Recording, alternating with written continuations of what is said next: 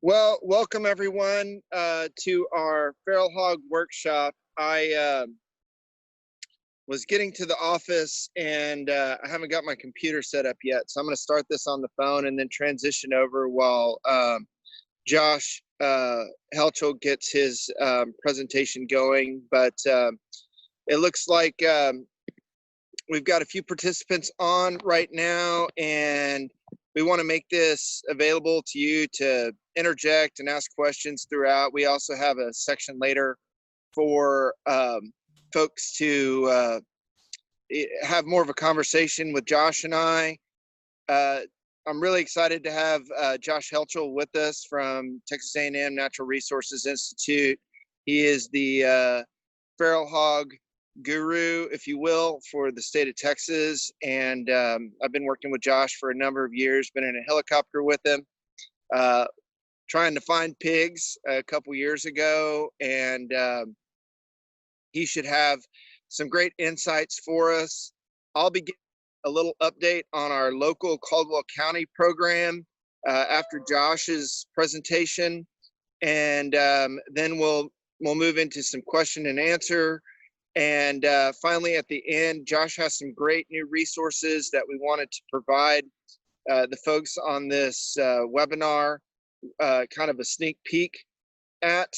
And we'll be following up this workshop with an email with a couple of links and attachments.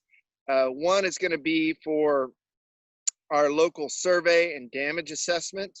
And if you are on the workshop today, you're going to have the first chance to take a stab at the survey and get yourself in line for some free trapping equipment. I think we have 3 trap kits that we're going to be providing in August.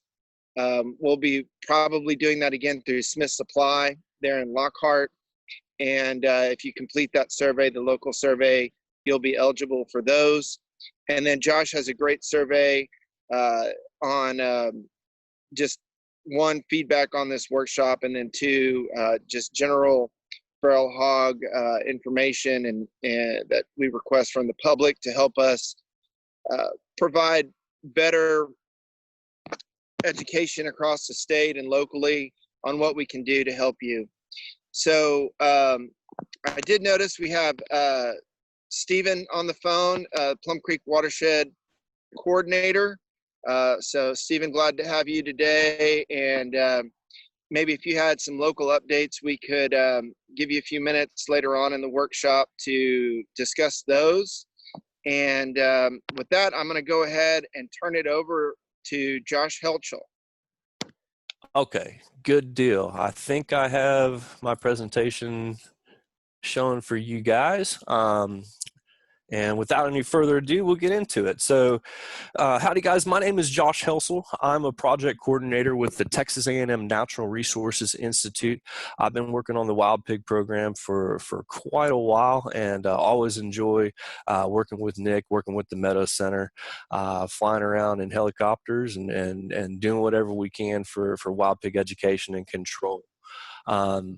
Today, we're going to be talking about wild pig impacts and abatement. I saw in the title there that there was some call for some research updates as well. I do have some really good new stuff for you guys today. I'm happy to report that, particularly on the economic impact side of things.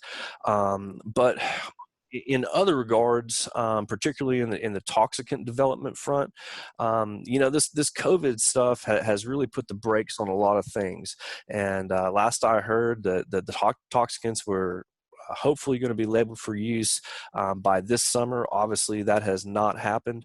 I don't have really much new information as far as toxicants, but I do have some good information today, some good updates on economic impacts, and of course we'll get into the abatement aspect as well.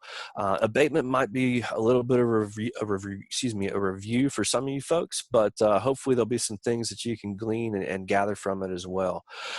So wild pigs, impacts, and abatement. Let's go ahead and hop in there. So first off, this is one of the new things that I have to share today. This came out about May 2020, so just a couple of months ago, and a lot of you folks probably familiar with many of the previous figures that have since changed. But according to the Texas A&M AgriLife Extension Department of Agricultural Economics, we have some updates on crop, livestock, and agricultural property damages in the state of Texas. First off, they came out with losses to grain crops alone are now in excess of $89 million annually in the state of Texas. That's a significant increase. I think a lot of us have known for a number of years now that the numbers should have been higher than the original figures that we had. And so it's good to see those numbers align more closely with what a lot of folks already knew. Another one that I just got yesterday is that losses to Texas livestock estimates now exceed $40 million annually each year in the state of Texas. So that's almost as much as the previous estimate for all damages that we had just until a couple of months ago. And total agricultural damages associated with wild pigs in Texas now have been documented to exceed $100 million annually. Many of you might recall the previous estimates that we were looking at since about 2011, 2012 indicated ag damages at about 52 million. That was a pretty market underestimate, particularly in the last few years, but now we can more accurately reflect and report that greater than $100 million annually figure. So that's definitely good to have. One thing that did not change though is the mitigation expenses. They kept that the same, right? So landowners are still spending approximately $7 million each year on wild pig control and damage mitigation. And that just means the control efforts that people are enacting and the amount of money that it takes to repair many of the damages associated with wild pigs. Something else that's new, relatively new, is the population estimate for the state of Texas.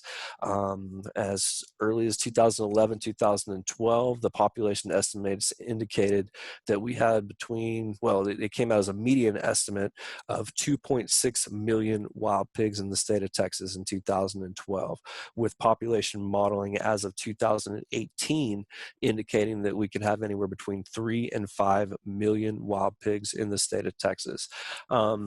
They've since backed off of that a little bit, and now they're saying at least 2 million wild pigs in Texas. And so one thing that I want to point out is that population estimates and modeling for wild pigs are exceedingly difficult.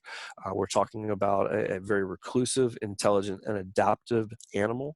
And so anybody that's going to tell you, oh, we have 2.6435 million wild pigs exactly in the state of Texas, is probably feeding you a line, right? What we can tell you reliably is that we do have millions of wild pigs in Texas. And if we do in fact have 2 million wild pigs, that is still more wild pigs here than anywhere else in the United States. So those are some new figures, new economic figures, and even a new population estimate that I know people have been waiting on for a long time.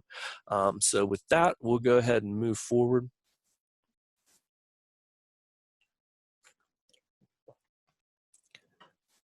One thing that I failed to mention, I think, at the beginning of this is that we certainly hope that you guys will tune in tomorrow as well. Impacts and abatement is an extremely broad topic as it relates to wild pigs, and I could talk for a very, very long time about either or both. And so what we decided to do is break this into a two-part series. And so whenever it comes time to move on to the next section, we'll cut this talk off, and then we'll pick it up right where we left off tomorrow in order to capture everything that we wanted to talk about in this talk. But right now what we're looking at is the Texas distribution. APHIS came out with a new map in 2019, and we're looking all the way back to 1982, so coming on 40 years. And you can see the range expansion and distribution in wild pigs in that time frame. But as of 2019, 99% of Texas had wild pigs, and so that means 253 of Texas's 254 counties. The only exception being far west Texas out there in El Paso County. But an interesting note about that is in 2016, actually, wild pigs were in fact documented in El Paso County. We had a map to reflect that in 2016, but my assumption is the farmers and ranchers out there found the 2 or 3 pigs that got out that way and got lost and took care of them. And ever since 2016, they have not got back into El Paso, or have at least been documented to do so. But they're virtually everywhere, all across Texas. Hundreds of millions of dollars of damage, significant impacts. And I did want to point that out so we know exactly where the pigs are in the state of Texas. Here's that relatively new map again. This is APHIS's USDA APHIS's national map, and you can see wild pigs significantly spread out across the south and east, and also branching out into California, some of the western states. Folks may be surprised to learn they're up there in North Dakota, up there in Michigan, up there in the northeastern states as well. But folks may be really surprised to know that wild pigs are also currently in 5 Canadian provinces, and their ranges are expanding at a fairly rapid clip. I had some numbers for exactly how fast the ranges are expanding, but I don't know if they're exactly accurate, but we do know that they are expanding fairly rapidly. And what this points to is the fact that wild pigs are not just an issue in Texas. They're not just an issue in the southeastern United States. Heck, they're not just an issue in North America. Australia and New Zealand has some of the worst wild pig problems in the world. In addition to that, South America, big problems in Argentina and Brazil, particularly with ag production. Also in Europe and of course Russia, where these animals originated. And so the whole point being is that this is a worldwide issue, right? It's not just a Texas deal, even though here in Texas we're said to have more than anybody else in the United States. Moving into specific impacts, I want to point out that there's numerous impacts associated with wild pigs, be it water quality or native species habitat, and disease transmissions and a variety of others. I wanted to focus primarily on control today, so I picked a few impacts. I think many of us are aware of the extent of the impacts, but we'll start with the wildlife impacts. And so the first one being wild pigs will in fact actively kill and eat wildlife. Now this includes ground nesting birds like quail, like your bobwhite quail, other quail species, also eastern and Rio Grande turkeys, and particularly the eggs of both. Ungulate fawns such as white-tailed deer. But I want to point out too that there's a little misconception out there about the predation capabilities of wild pigs. A lot of people view them as true predators in the sense of a mountain lion or a coyote or a bobcat or something like that. But wild pigs are actually classified as opportunistic omnivores. Research going back decades and decades now has documented that the vast majority of their diet, the lowest end of the spectrum is 85% that I've come across, and the highest end is 95. So between 85 and 95% of a wild pig's diet is actually vegetation, right? Roots, tubers, forbs. Generally, they are looking to exploit vegetation first. However, they will opportunistically consume the animals that we've discussed. Also, explosive breeders like your spadefoot toad, reptiles and amphibians, and a variety of others. Many farmers and ranchers and producers are familiar with the impacts that they can have on sheep and goat populations as well. But it's important to point out that this is typically done in an opportunistic fashion. They'll exploit those resources when they're available, particularly in times of low resource availability. But the general preference, the majority preference for these animals is in fact vegetation. And that's why resource availability plays such a crucial role when it comes to lethal and even non-lethal control of wild pigs. But they do in fact have that impact. And of course they destroy habitat and compete with native species for resources. Now I probably need to change this slide because I've been doing this a long time now, and in my experience it's really not much of a competition at all. It's generally an out competition, and I think a lot of you with experience with pigs would agree. And what we're going to look at here now is just an example of how that out competition can occur.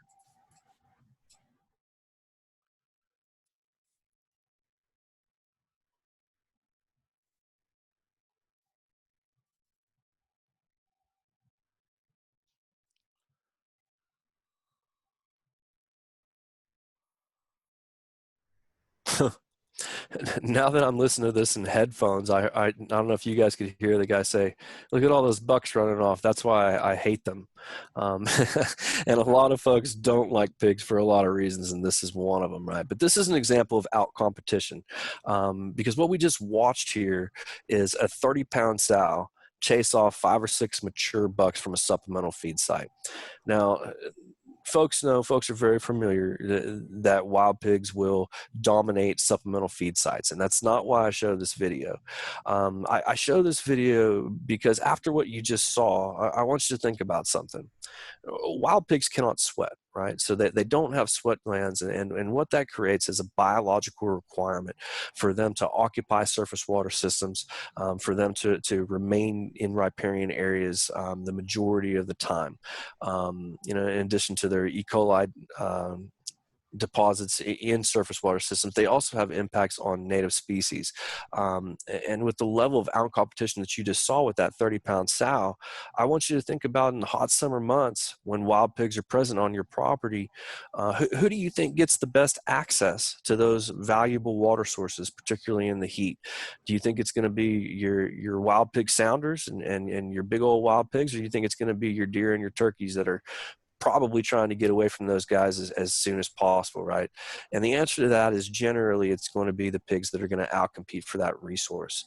At the same time, in the wintertime, right, when we have our Texas 2 and 3 day winters and it gets really cold below freezing and stuff, who do you think is going to get the best access to that core bedding habitat, to that core thick cover that animals will seek out in order to protect themselves from the cold? Is it going to be pigs, or is it going to be your bucks that are going to run away from a 30-pound sow? And usually the answer is it's going to be wild pigs. And so as producers, as landowners, as wildlife managers, we need to have a very low tolerance for wild pigs on the landscape. The simple reason being is that when wild pigs are there, the access to resources that you want for your native species is going to be diminished. And that's a main impact that we need to be aware of, and willing to counter with our lethal and non-lethal control strategies.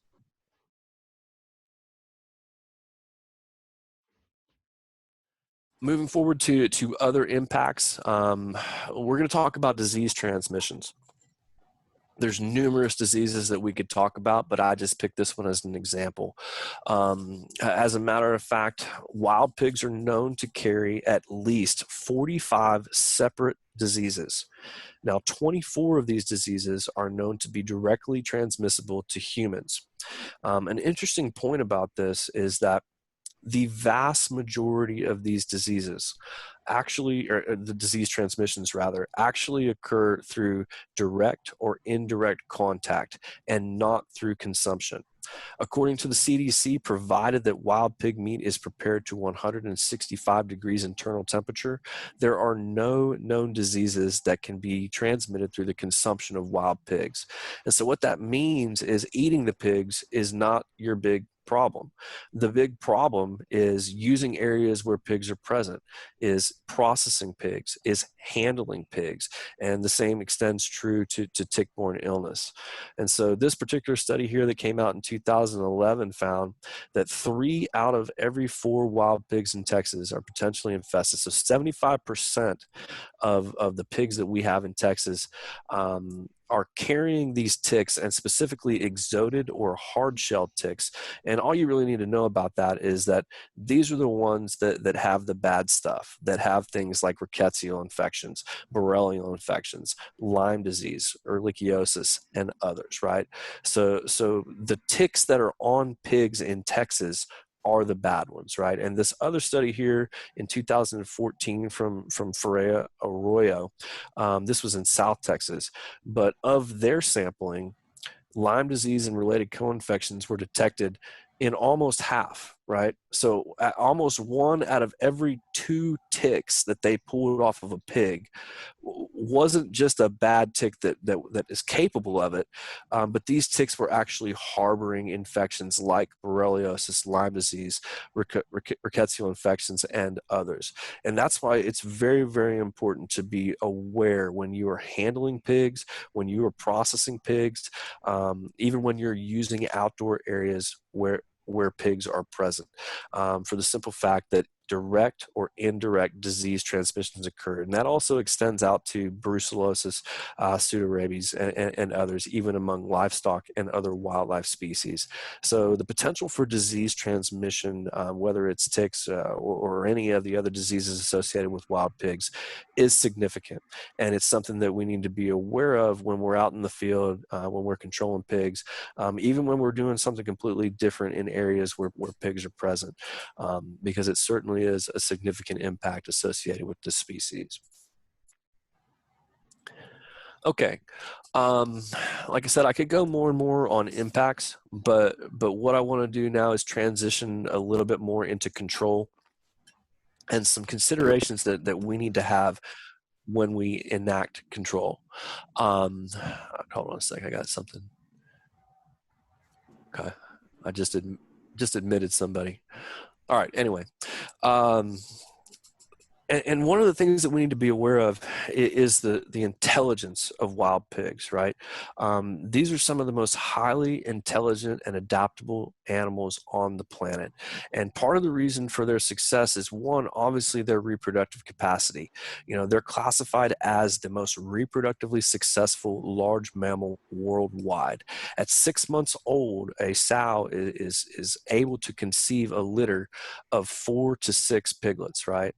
And not only that, the older that she gets, the more offspring she can potentially produce. So a 3, 4, 5-year-old sow might be having 5, 6, 8. I'm sorry, guys. I'm getting a lot of feedback on. Okay, it stopped. Okay, I was getting some feedback there, but 8, 9 piglets. I've heard of as many as 12 in the wild per litter in an older sow, and 14 in captivity. So that is some significant reproductive capacity every 3 months, 3 weeks, and 3 days throughout their entire reproductive lifespan. But then you add to that the intelligence of these animals, and you have a very formidable situation. And it's not surprising why we have the level of issues and problems that we have. But I said that they're highly intelligent and adaptable, also easily educated to avoid traps. They will very quickly go nocturnal on you. They can be difficult to pattern, and in some cases, they will even pattern you. I've had that happen to me, and it certainly didn't help my control efforts. But one of the most important things that we need to be aware of when we're enacting both lethal or non-lethal control is their intelligence, and we do need to account for that intelligence. If we don't account for that intelligence, you know, you'll probably still experience some success. There's no doubt about that. But what happens more often than not is that success will wane. It will diminish. And before you know it, you can't figure out why you can't get a single pig into your trap, or why they don't come into your shooting sites, or why they just seem to be gone every time you're there, right? And a lot of that has to do with the intelligence. But the Achilles heel of a pig, one of them, right, that can be viewed as is their intelligence, right? Because that intelligence causes the wild pigs to respond very quickly to pressure. And pressure is a very powerful tool in wild pig management. Now, there's two ways to look at this, right? For one, we have population reduction, and we want to implement control tools and strategies that will enact population reduction. But sometimes population reduction is not feasible. Maybe you're in an urban area. Maybe you have a small tract land where wild pigs are coming off a larger tract land that you don't have access to. There's many, many situations where population reduction is not necessarily feasible. And in those cases, what we can do is capitalize on the wild pig response to pressure in order to achieve our management goals. We can actually direct animal movements to ultimately reduce damages and force wild pigs to abandon areas where they're causing damage. And so what I would suggest to you guys today is to think about our control strategies in a couple of ways. Think about them as tools of pressure versus tools of population reduction, and think about them as lethal strategies versus non-lethal strategies. And what we're going to do today is we're going to get into that. I'm going to explain it, and hopefully you can glean a little insight as to which tool you can use for what end, and hopefully pick up something that you can apply to your situation as well. Move forward here. There we go. Okay. So I said that wild pigs are intelligent and we have to account for it, and I spent a lot of time talking about how important that is, but I really want to drive this home by comparing the top 6 most intelligent animals. What we have here is parrots, primates, killer whales, pigs, bottlenose dolphins, and dogs, right? These are very intelligent species in their own right. But I would like you to think in your head, who would be the smartest one on this list? Who would be number 2? Who would be number 3, 4, and so on? And I think I have about 10, 15 minutes left here in this talk, so you guys can take about 15 minutes to think about who's number 1, 2, and so I'm just kidding. We'll jump right into it, right? Primates are number 1, right? These animals are the most closely related to human beings. They have opposable thumbs. They can utilize tools. By all accounts, primates are very, very intelligent. But pigs are number 2, right? And pigs are number 2 in front of some pretty heavy hitters here that you're looking at. In some cases, neuroscientists are actually studying the neural synapses of pig brains as opposed to primate brains because they're said to be more closely related to human function. That's significant. Let that sink in, especially when you consider that pigs are more intelligent than bottlenose dolphins. I mean, you guys have seen Flipper, right? You saw what that guy did. But in all seriousness, bottlenose dolphins are species that the United States Navy has trained to place bombs on enemy submarines. And pigs are more intelligent than that. Pigs are more intelligent than parrots that can live 100 years or more, learn multiple languages by association, and by all accounts are highly intelligent. Pigs are more intelligent than killer whales, some of the most intelligent pack hunters on the planet. These animals can actually immobilize and kill great white sharks by grabbing them behind the dorsal fin, turning them upside down so that they can't get water through their gills, and then consume them that way. That is some very intelligent behavior, and they're number 5 on the list. Also dogs, right? Fido can get your dove for you. He can go get your duck or your paper, but he's really got nothing on a pig. And in some ways, this can translate to the use of trained dogs as a control strategy. We will address that either today or tomorrow, but we'll talk about trained dogs, how research shows that they're best utilized, because they are a viable tool in wild pig management. However, I think that a lot of folks may implement them the wrong way, not necessarily the wrong way, but in ways that don't align with years and years of successful eradication studies and research worldwide. But that just goes to show, right? Pigs are up there. They're very smart, and we have to account for that intelligence. Here's a little bit of that in action here. You know, these pigs know exactly where those groceries come from. You don't see deer doing that too much. He's about to rip out that gut box there. And you can tell by the big dent here that this is not the first time that that's happened. We know what's going to happen next. That feeder's going to topple over. The pigs are going to eat all of that supplemental feed. You're going to have to fix that and replace that feeder and spend all that money. And the worst part about it is the native species that you had intended to access that bait to get them through the winter, or in this case, the summer, can no longer do that. And so that's just an example of intelligent behavior by a wild pig. But I do want to talk about supplemental feed sites, and I want to talk about some research about supplemental feed sites as well. They say that we have more wild pigs here in Texas than anywhere else in the United States. And I do believe that to be true. But one thing that I'm fairly certain of is that we have more supplemental feed sites and deer feeders and box blinds in the state of Texas than anywhere else in the United States, probably combined. And I don't have research on this. This is more of a common sense opinion, right? But I tend to believe that all of that supplemental feed, that free range supplemental feed spinning year round all across the state of Texas, is potentially one of the reasons why we might have more pigs here than anywhere else. I would think a lot of people would agree with me on that.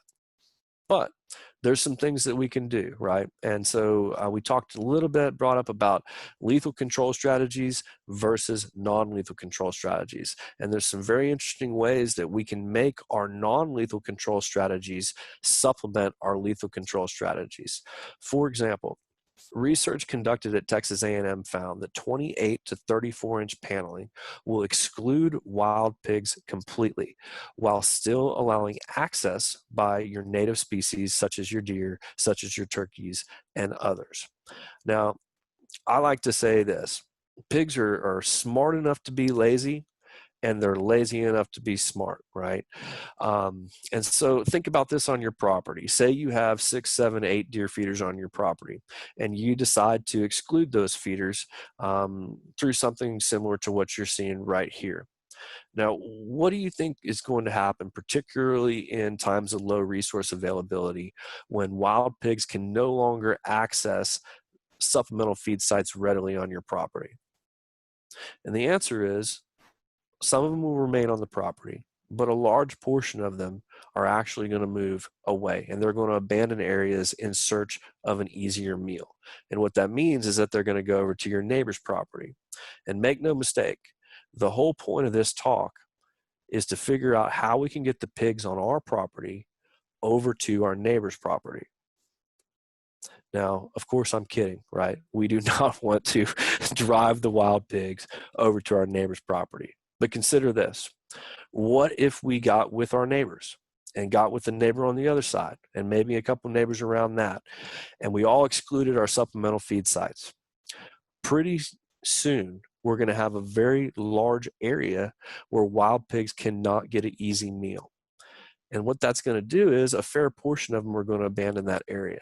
And the ones that are left, I want you to consider, would they be more likely or less likely, particularly in times of low resource availability, to visit our traps now, to visit our corral traps and our box traps, or go to our supplemental feed sites, our supplemental feed sites for strategic shooting purposes? And the answer is, you'll have a much greater chance of trapping success and also strategic shooting success by essentially driving pigs to where you want them to be, at the same time having already caused a large number of those pigs to abandon that area right off of the bat. And so this is just a good example of a non-lethal control strategy that can be highly successful in reducing numbers on your property, but also supplementing and increasing the success of your lethal control strategies. Something else that we can do with non-lethal strategies like exclusion fencing is implement them to reduce damages. Because remember, a lot of times we can't reduce populations, and in those cases, we do want to reduce damages. Electrified exclusions is a quite cost-effective way to achieve this. This is a study that we're looking at here from 2007, but it's still entirely relevant because it works as good today as it did back then. And what this particular study found that was the 2-strand electric fence compared to no fence at all resulted in approximately 2/3 less damage to ag crops, right? And so if we assume that every pig causes the same amount of damage, I mean, obviously they don't, but if we assume that for the purposes of this example, you could potentially keep 2 out of every 3 pigs out of your fields and from causing damage in your fields just by implementing a non-lethal control strategy such as electrified exclusion. And so here's another option of how we can use non-lethal control, in this case, to significantly reduce damages, and to do so with electrified exclusion at a fairly affordable rate, right? And so this could apply to, it applies mostly to ag crops, but I've seen some creative things done in suburban areas and a variety of other areas as well, but this is primarily for protecting ag crops. Hey, Josh, this is Nick. Sure. Hey, buddy. I've got a question for you, kind of follow up on this electric fence. Our neighbor down in Goliad, where we have our ranch, put 2 strands of barbed wire below his bottom strand. Has there been any look at just traditional fencing and trying to seal off the bottoms to keep them from rolling through that way, to keep them out of properties? Let me say it this way. You know the saying, there's a lot of ways to skin a cat, right? There's a lot of ways to exclude a pig, right? And I've seen some very creative things, people combining barbed wire, using, 2 strands, 3 strands. I've even seen 4 strands with barbed wire on the top and then barbed wire on the bottom as well. A lot of folks would tell you that that's not necessary. A lot of folks would say that as long as you have at least 2 strands of pretty hot electrified fencing, you're probably going to be fine. But again, wild pig management and wild pig control is a tweak and refine process, right? You need to be prepared to observe what's going on in your situation and to modify that situation as necessary. So, and in this case, if that person, maybe the terrain is steep or for whatever reason, maybe the pigs are a little bit more aggressive. In this case, if that individual found that that was more successful and kept more pigs out, then I'm all for it, right? It's rare to over-engineer a hog trap, and I would say it's rare to over-engineer any kind of electrified exclusion options as well. Well, I appreciate it, Josh. I don't know if you had your chat turned on, but we need to probably move on to the next section if we want to hold off on the rest of this and then pick it up tomorrow for the next workshop. Are you close to wrapping your piece up? Yeah, absolutely. We can stop at any time, and this is actually a pretty good place to stop because we're getting right into lethal control. And so Okay. Tomorrow we'll be able to pick it up right at lethal control options. That sounds great. Well, thank you very much, Josh. I appreciate it. It's hard to overstate the intelligence and adaptability of these pigs, and I think most of the folks on here probably have firsthand knowledge of that. Everybody's got a story or two for sure, and it is why this is so perplexing and why we are still trying to figure out ways to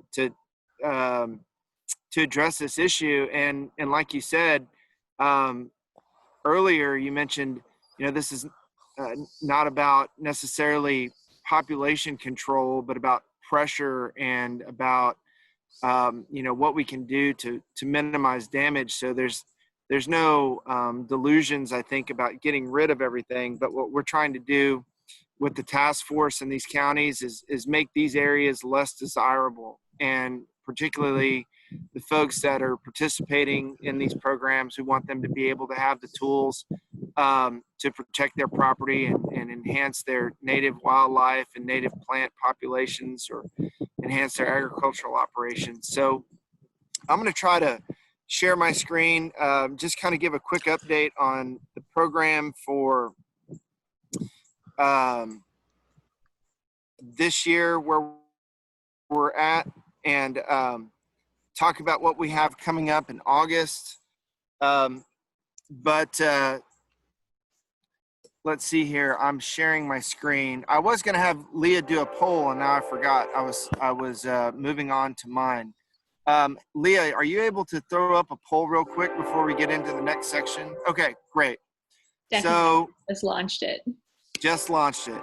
So I assume that folks can just click on those, click on their answer. Yes. So if you are looking at this poll, if you're one of the folks tuned into this call, feel free to click on the poll and find the answer that applies to the value that hogs have kind of had effect on your property in terms of damage. So far, one person's voted. Two. Okay. And, you know, this is such a hard thing to estimate, but it's important to see, you know, where we're at. I think some of the large operations, especially some of the big row croppers, the amount of agricultural damage that they'll see are very high. I go back usually to our small ranch in Goliad, and I'd probably be in that 1 to 10,000 category, or even the 10 to 25. I think there's a lot of damage too that we don't see, and a lot of that damage is, as Steve Reisinger could attest to, and Josh, as well as the impacts to the environment that we don't necessarily, you know, see and touch and feel. The water quality, the way that the vegetation has been changed, or a stream bank, because of wild pig activity, and it's very hard to encapsulate those impacts.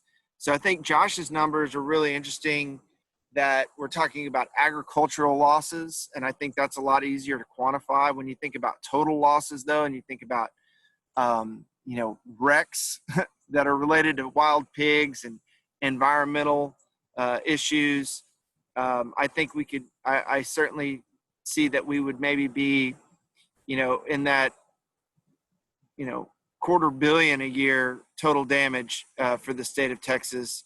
It is a tremendous issue. And again, with COVID going on, we haven't heard a whole lot about pigs lately. They've kind of probably not on the top of everybody's radar, but I'm going to go ahead and end this poll, and I'm going to I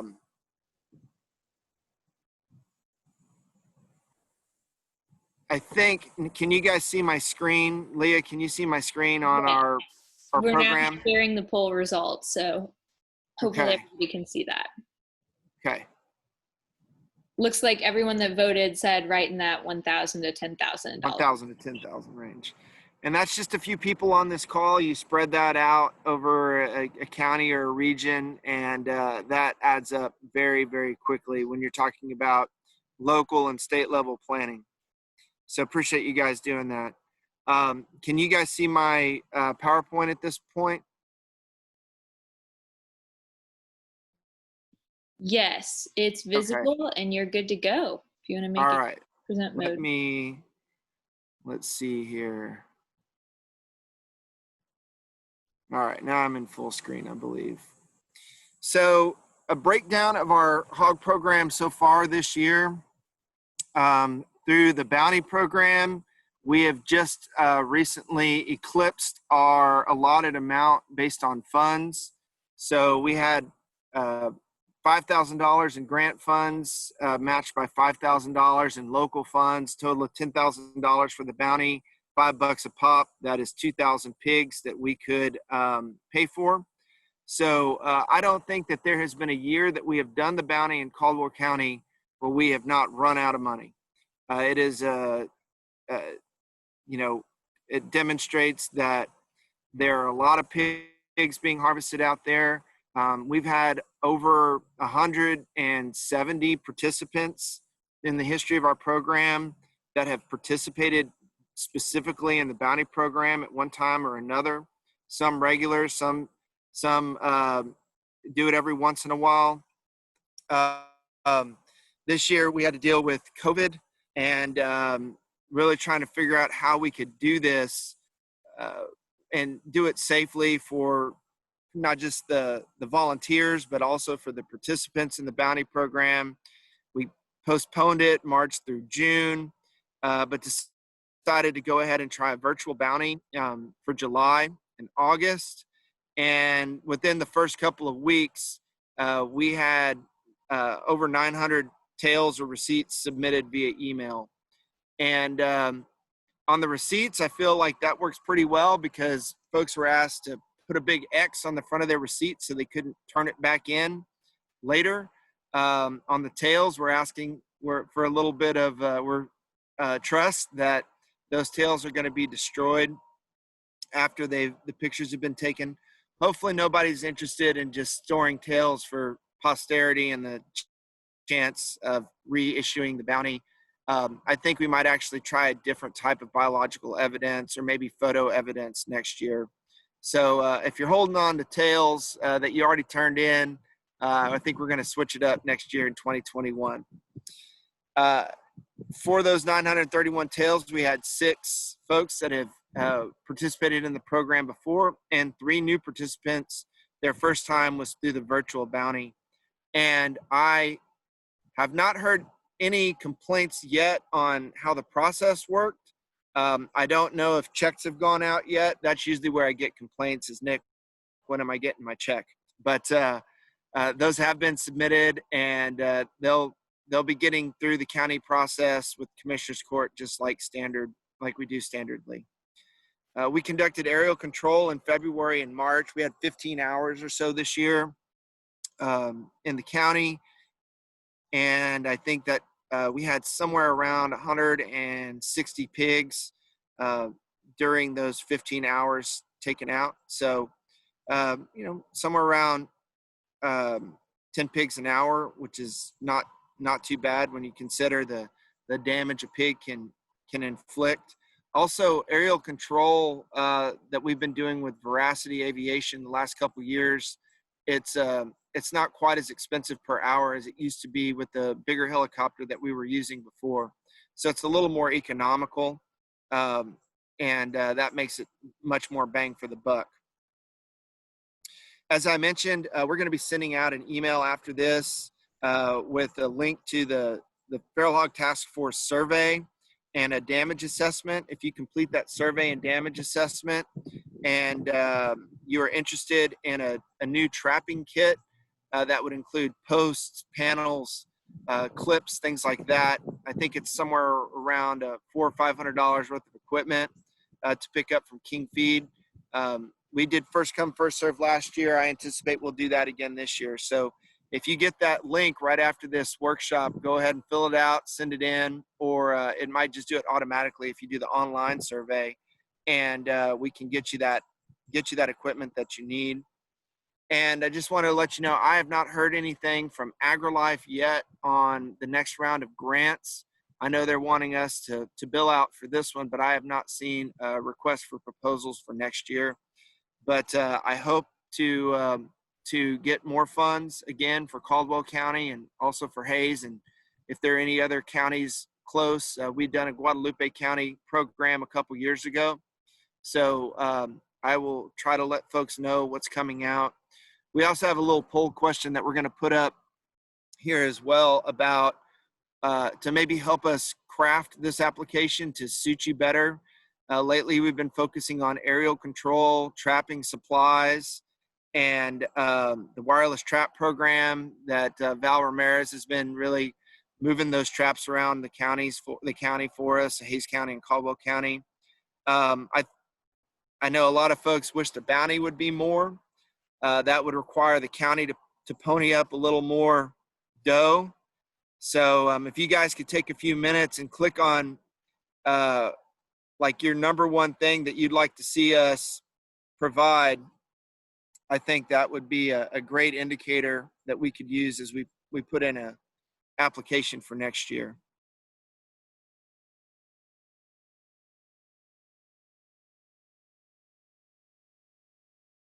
So if anybody else is going to vote, do it now because we'll close the poll in about 10 seconds.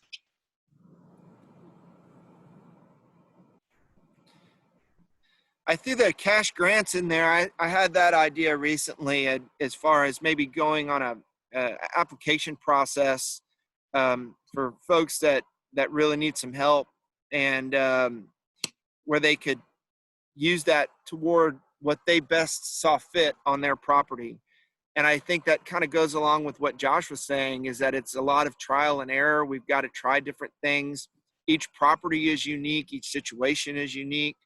And I thought that might be a cool way to give landowners some flexibility, and see if this is something that we might try to run through next time.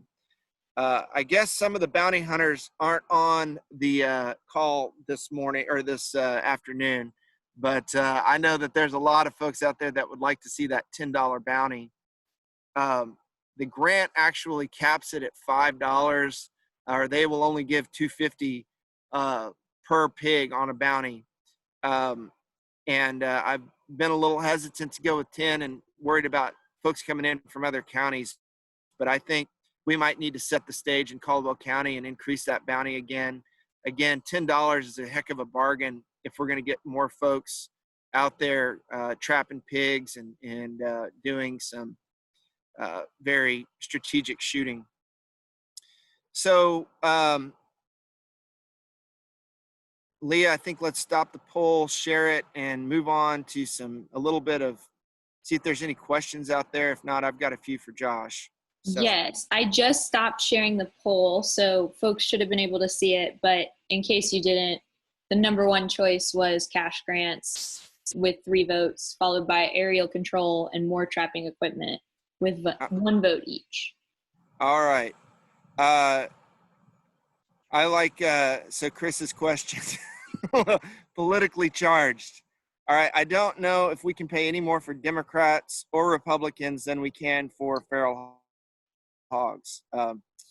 Let's see. At this point, I did want to give folks, well, actually, we're getting close to 1 o'clock, aren't we? So I tell you what, are there any questions out there that you've had from the talk? You can use your chat to ask a question. If not, we might move on to let Josh kind of show off some of his some of the latest tools that he has.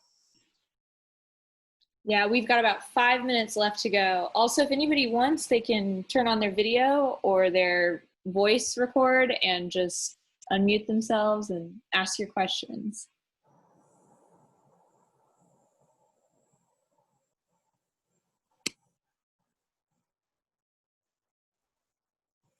All right. Looks like we've got some folks looking to just absorb information. That's fine. So let's move on, Josh, and maybe you can show us some of the resources you were mentioning to me the other day.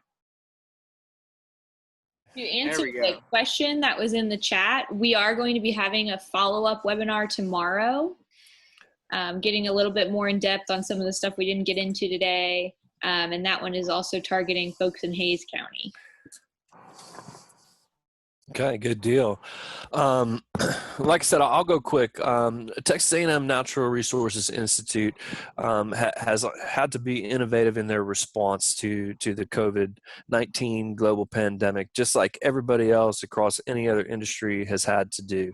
All of a sudden, for some reason, people have not been as interested in gathering in groups of 300 and 400 to see a pig presentation or a quail presentation or what have you with quarantine and that sort of thing. And so we had to respond, and we had to respond pretty quickly with some distance education, with some online options, and with some full courses that are fully interactive and really outstanding. And I wanted to just point that out. At this point, in a pretty short amount of time, Texas A&M NRI has put together about 22, 23 full wildlife related courses, covering quail, covering wild pigs, natural resource professionals, landowner resources, just a variety of other things. We even got, and this one is really amazing, guys. I would encourage you guys to get onto nri.tamu.edu /learning and check out specifically the lesson on wildlife management as agricultural use for property tax valuation in Texas. If you have land and you ever wanted to get what they call a wildlife exemption, this course is the first of its kind that will walk you through everything that you need to do, everything that you need to have, and all of the steps that you need to take, fully interactive, to obtain your wildlife exemption in the state of Texas. That Dr. Jim Cathy and I and a variety of other folks collaborated on that one. So if you're interested in that, we feel like that's going to be just a tremendous resource for a lot of folks. But we do have a ton of wild pig ones too. Not a ton, but we got some cool ones. You want to learn all about their impacts on water quality. You want to learn about field to table safety precautions. This is just the whole process of from the field to the table. What are the safest things that we can do to minimize the potential for disease transmission associated with wild pigs, and more control-based lessons as well, and full courses. This one is on biological and behavioral drivers. We may tackle that one tomorrow because that does relate to control. But just real quick, I'm going to open this thing up here. I got about a minute and a half left, so like I said, I will stop at 1 o'clock. I promise, guys, as long as my internet works. Of course, it would be slow now. Of course. This is great, Josh. My 13-year-old is starting to take out a few pigs, and my wife is very nervous about him helping clean them. So I'm gonna have him watch some of these. These are great. Absolutely. I mean, you know, it's not just watching. I mean, it's fully interactive. You got to click. You got to be in there. You can read all about it. There's cool resources. Oh, wow. You can click into it. There's even so this talks all about transport and sale. If you wanted to transport and sell your pigs, there's that animal health commission brochure that has every feral swine facility with contact numbers is right here as a free download right here from the Animal Health Commission. Also Animal Health Commission brochure on precautions against disease transmission. You got interactive videos that you can learn exactly how to load your wild pigs for transport. Process of safely loading trapped wild pigs, and will also instruct you. So cool stuff like that. And then at the end of each section, we have fully interactive quizzes and we're getting this loaded into an MLS and all that. But you can, obviously pick what you want there. And then go through the entire course. There's plenty more to show on this. I realize that we just ran out of time, but these courses are truly awesome. Not just the pig ones, but also, the quail ones, the wildlife ones, everything that we have. And so I would encourage you guys to visit the NRI learning site and look into these courses, because we're also in the process now of trying to get these things approved for CEU credit. That's been a little bit of an uphill climb, but that's the ultimate goal, at least for the wild pig lessons and courses, is to have them qualify for CEU credit. They're simple, they're not too long, they're fully interactive, and they're pretty sweet. And so with that, I'll go ahead and stop. That is that's great stuff, Josh. And Leah, thanks for providing those links and keeping us in line. We're a minute or two over here. Answer to Chris's question. I don't know, maybe I'll try to respond to that afterwards on transporting pigs. We might also talk about that tomorrow with Josh a little bit more. I think that'd be a good idea. We have a lot of folks selling pigs in the county for those to the bounty or the sorry about that. The Approved holding facilities. yeah, approved holding facilities. My tongue was too tied. I had the 1 o'clock San Marcos train driving through and just threw me off. All right, so let's go ahead and wrap it up here, and hope to see some of you back tomorrow. It will be very, very general information. A little bit will be specific to Hays County, but hope you come back and have some questions. Feel free to follow up via email or text me or call me. Josh, thanks for today, and we'll see everyone tomorrow. Thank you, guys. We will also be following up with an email after this call just to let you know some of the resources we mentioned and to share those surveys. So thanks for tuning in, and you'll hear from us shortly. Thanks for the information. All right, good deal. See y'all tomorrow. Adios. Bye-bye.